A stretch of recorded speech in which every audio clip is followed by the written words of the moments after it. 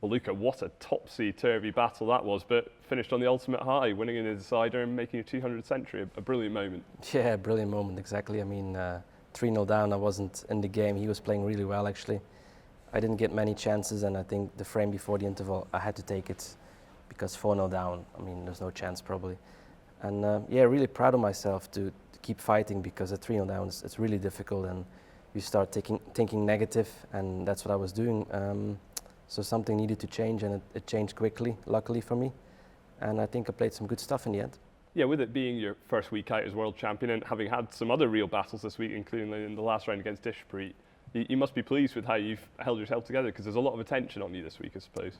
Yeah, and I think maybe it suits me. I think there's been world champions in the past who have struggled with it, but I kind of like it, the attention, and always being on table one. And I think it focuses me, because maybe on a different day, on a different table, 3-0 down, I would have maybe given up, maybe easier. But now you're a world champion, you sort of have a sort of a responsibility towards the crowd and yeah, just world snooker in general, and maybe that's helping me a little bit.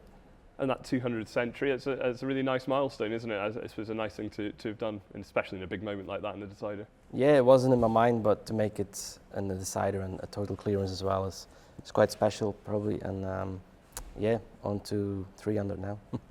And another thing that now is in your sights, you're potentially one day away from becoming world #1 for the first time. A big day ahead, and you'd have to get 2 wins to get to the semi-finals to do it. But that must be something that's in your mind now.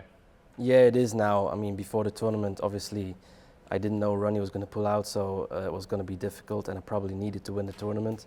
But now he's out, and Mark Allen is out. I've got a good chance now. Only 2 games away, and I mean, yeah, there's a lot to play for. And it's probably something new for me to play for so much, you know, World Championship and now World #1 possibly. So yeah, it's exciting times.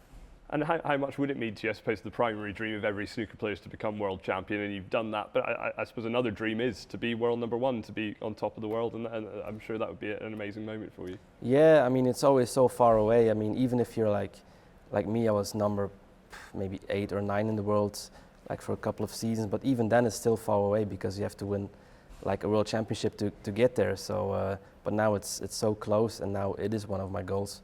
Before, it maybe never have been a goal of myself, but obviously now it's only 2 games away, and I have to go for it. To do it, it'll be a tough day, obviously, with the 2 games, and first up a real tough test in Barry Hawkins, a great player. How much are you looking forward to that game? Yeah, I didn't know I was going to play Barry, but yeah, he's a very tough competitor, and he never makes it easy. I don't know if he ever played, I'm not sure.